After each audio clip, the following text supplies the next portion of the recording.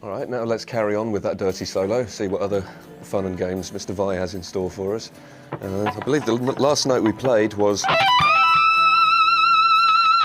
So after that, we're kind of climbing down the scale, all on the E string. So first of all, you'd re-pick that bend, let it down, and now pick that note again, the 22nd fret, pull off to the 20th, pick the 20th, pull off to the 19th, now pick the 19th, and we'd pull off if we could, but we're out of fingers, so we slide down.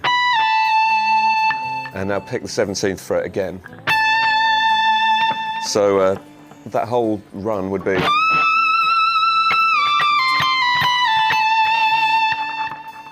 And now briefly visit the B string, 20th fret, and back to the 17th on the E again. And now slide this note up to the 19th fret. So far we have a...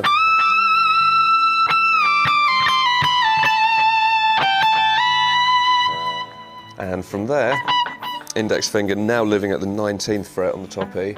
We go to the 20th on the B, pick it twice, and the second time slide down to the 15th fret.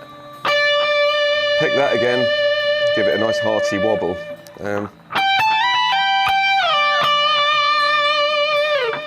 Now for a real head-turning lick. Any lick with big intervals in it will tend to confuse your fellow guitarist, so this one's well worth learning.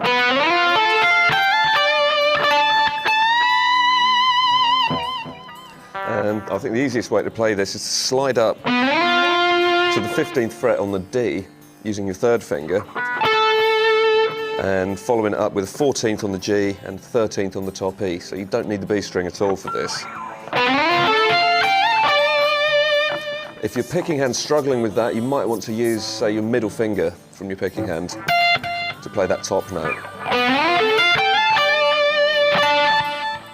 So in terms of pure notes, once we've got that shape, we now play the 15th fret, slide up to the 17th, this is on the top E, and now 15th fret on the B string, and once more the 17th on the E.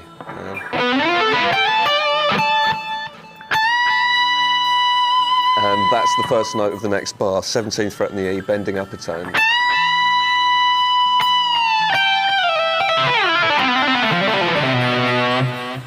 Okay, this lick's some fun. If we slow that right down,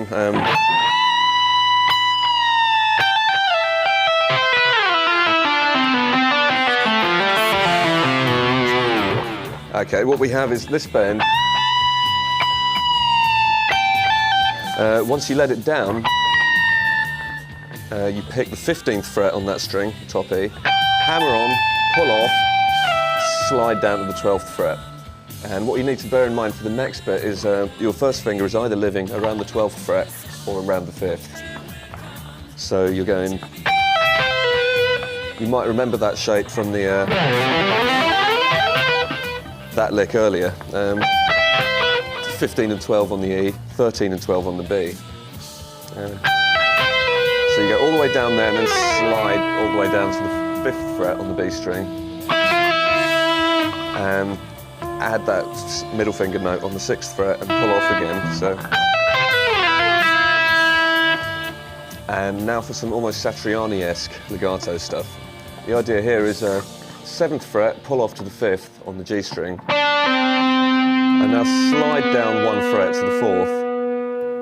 And now hammer 5th fret, 7th fret, pull off to the 5th and the 4th again.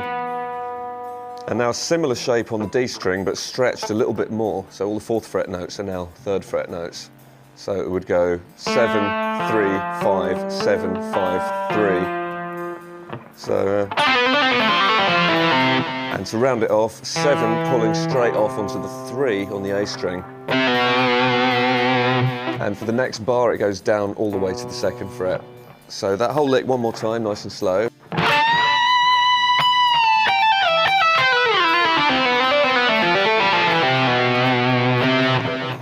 Next lick here, some very wacky tapping here, so I should warn you in advance. Your tapping finger needs to worry about the 17th fret on the A string, the 15th fret on the D string, and the 16th fret on the G and B. All right, so what this hand's doing in the interim is from that note, hammer onto the 3rd fret on the A string and slide up to the 6th fret. Now quickly tap on there and pull it off. And now slide up another tone. So now we move on to the D string. And the mechanism there is a 7, 9, tap at the 15th, pull off onto 9 again. So, and the next bit is even stranger. We're on the G string now, so you'd hammer the 7 and 10, tap the 16th, pull off to the 10 again, but instead of pulling off from there onto the 7th fret, it's now the 8th fret. Hammer on again, and do the last 2 notes, just copy them on the B string. Have that tap there, 16th fret, and finally pull off to the 10th fret note there. So that whole bar again, very slow.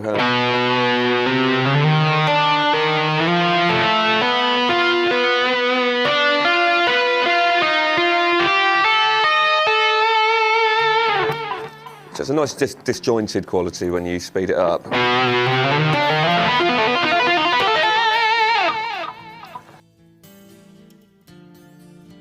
From there, we're now moving up to the 12th position.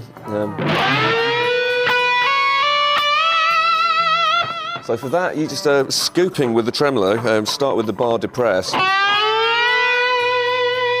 And you're fretting the 12th fret on the B string, but it won't sound like that note until you've let the bar back. And now you go 12, 14, 15, all on the same string, and then bend that last note up a tone.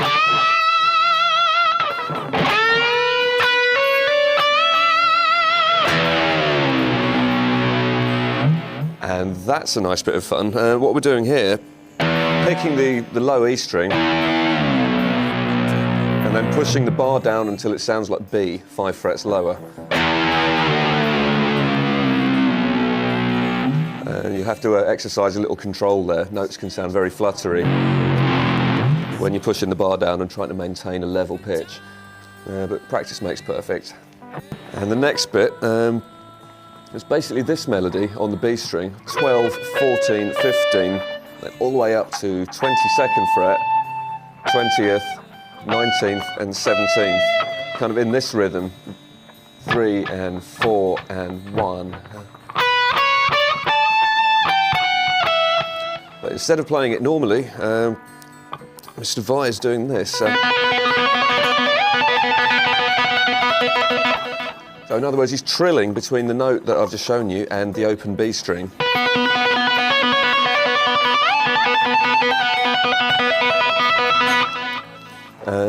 I find it really helps here if you rest your thumb on the G string and any string fatter than that, and your middle finger of your picking hand on the top E. Then you can be as messy as you like with this hand. And you're not going to have all that nonsense going on in the background. Now let's move on to the next lick.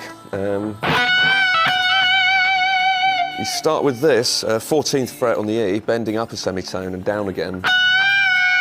Pull off to the 12th fret, pick the 14th again. So, and now for some more tapping fun.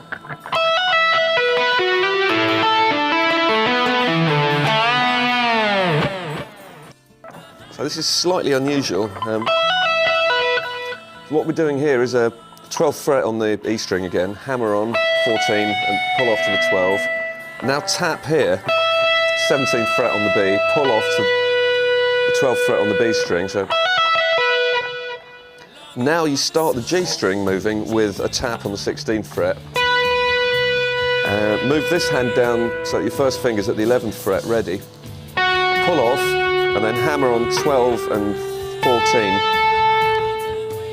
And now it gets a little simpler. You tap the 19th on the D, pull off to the 12, then hammer up to the 14th. Then repeat that 3-note pattern on the A string. And you nearly repeat it on the low E as well.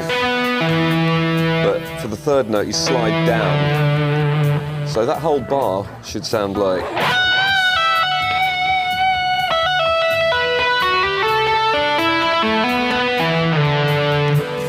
And round that off with a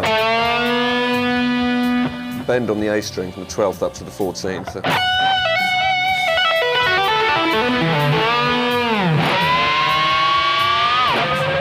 And for the next bit, unfortunately, I have a grown-up vibrato system on this guitar rather than a Floyd Rose, so I can't make it sound quite as far-fetched as the one you hear on the record. But the idea is to get some harmonics around the 9th fret on the middle strings, start with the bar depressed, and then just slowly let the bar back up to rest and then carry on pulling it sharp.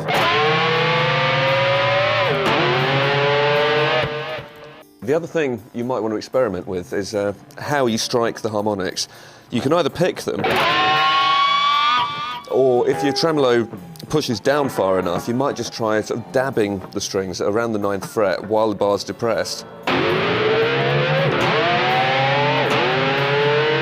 which tends to sound a little cleaner at the start of the note. But as it's more of a sound effect than anything melodic, let's not lose any sleep over that bit.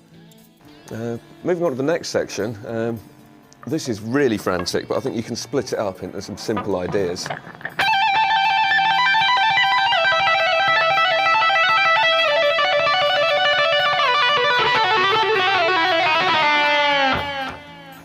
Okay, lots and lots of notes there, but you'll be relieved to know most of them are the same. So if we treat this in one beat at a time, the first beat is just trilling between 15th and 17th frets on the top E.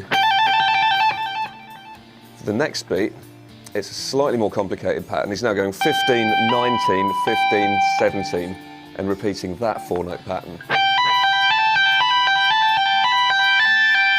And you'll find there's one extra note at the end of that beat. And at the end of that section, you slide down to the 12th fret. And now we're going to have a similar idea, but based around those notes there, 12, 14, 15, 17. And the notes here are...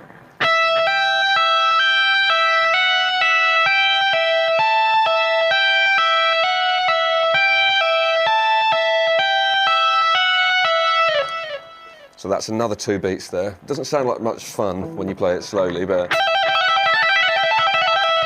it starts to sound more like the real thing when you speed it up. Next up, we slide down from there, and we've got this 10, 12, 10, 14 pattern, which continues for the next 2 beats. And right at the end, you're sliding down there. Okay, and now for possibly the fiddliest part of this lick. And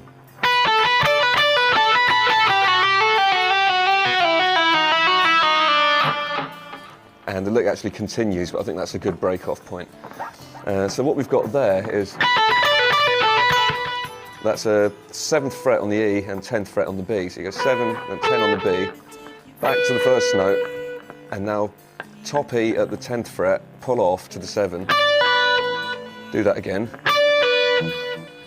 Back to the 10th fret on the B string, and now two of those 7th fret on the E string. So, and now it gets a bit more legato. This next section's all on the B string, so it's 10, 8, 7, 8, 10, 8, 7, 8, 7, 8, 7, and now slide down there. So far we've got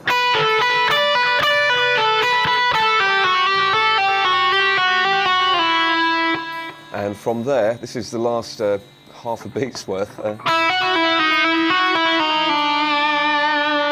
So that's the note you're aiming for. That's what you want to hear at the start of the next bar. So basically that part is 5th fret, 7th fret, 5th fret, slide down to 4, and now just roll up and down the scale that suggests itself in that part of the neck. 4, 5, 7, 5, 4, and slide down to the right note. Okay, there's actually some more fun continuing throughout this lick. The next bit sounds like...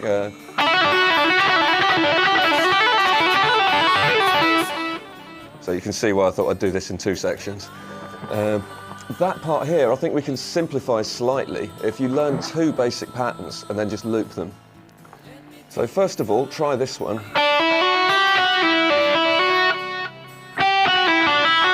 So you're basically rolling up and down a 4-note chunk from a scale. And you might start here. But the basic pattern is 3rd fret on the top E. You pick that, then pick 7th fret on the B string, pull off to the 5, and then off to the 3, and then put both of those notes back on, and then pick this note again, and the pattern continues. So once you get comfortable with that, you should be able to squeeze that pattern in about 4 times in the first half of this bar. So there's similar ideas in Paul Gilbert's playing. And then the next pattern, slight variation, you're going all the way up and down on the top E. Alright, that's 3, 5, 7, 5, 3. And then you go up to the B string, 7th fret, and pull off immediately to the low 3rd fret note there. And go 5, 7. So that whole pattern again. 9 notes long, and if you can squeeze 3 repetitions of that pattern into beats 3 and 4 of the bar, then you've nailed it. The thing to do is just aim for this note every time. That's the one that's going to pop out and sound the most prominent. And then to round that very, very frantic section off, we have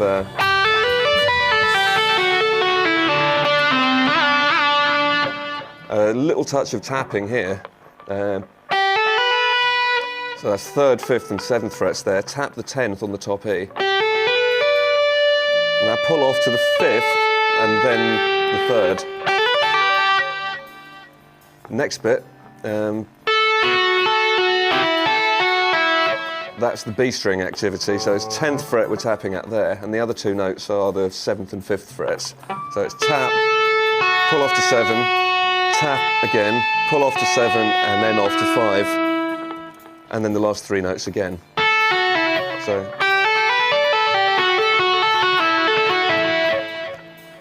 And right at the end, 7 and a 5 on the G string. 5, the 5th fret there, C, arguably not the nicest sounding note to play over this passage, but you're about to see why that's justified.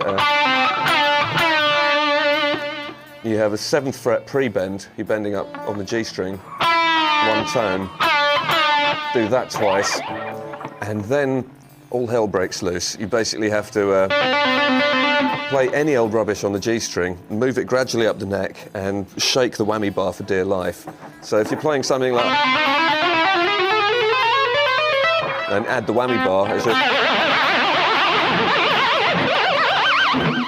you get that kind of effect. All right, at the end of all that, we've got a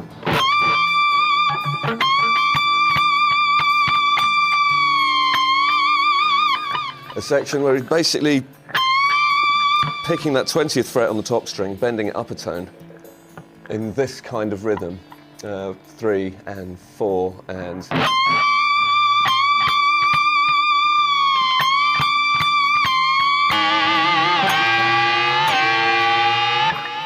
So basically plenty of that note, and then the variation at the end where things start to sound more ugly.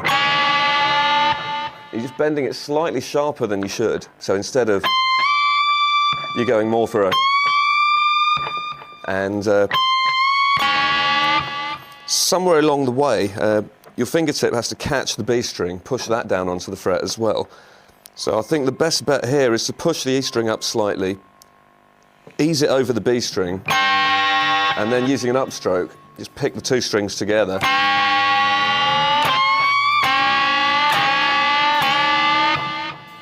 Now for something difficult again. There's a lick that starts like that, but you'll be relieved to know it's a repeating pattern, just 6 notes long, so this is something you can practice as a small unit. So there you go, it's all 15th and 19th frets. that part's on the E string, and then just one 19th fret note on the B string, and then back to the 15 and 19 on the top E. So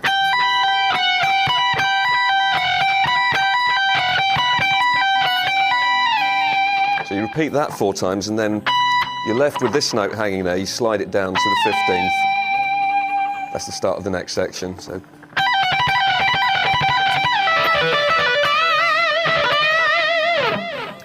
All right, a couple of quick observations about that lick there.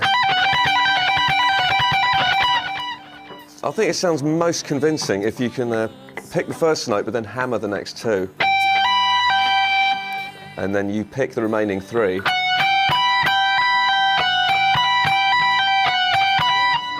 And that way, when you speed it up, it's got a little bit more shape to it. It's a little more interesting to listen to. And observation number 2 is perhaps you'd enjoy this fingering. If you're using your 3rd finger to hammer up the 19th on the E, maybe try your 2nd for the B string. And that way, each of your fingers has less work to do. If you play more correctly, and you've been doing this with your little finger, then similarly try your 3rd finger on the B string. It won't work for everyone, but I think it's worth a shot. All right, so the next 2 beats of that bar start with this 15th fret note that we've slid down to. And we're basically going down a blues scale in 3s. So that's 15 pull off to 12 on the top E, and 15th on the B, and now back to the 12th fret on the E, and 15 pulling off to 12 on the B string. All right, next clump of notes.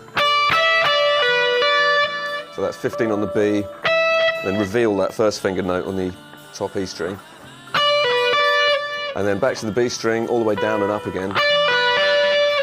And at the end of that, if in doubt, bend. That was so much fun, we're going to do it again. So that whole chunk would sound like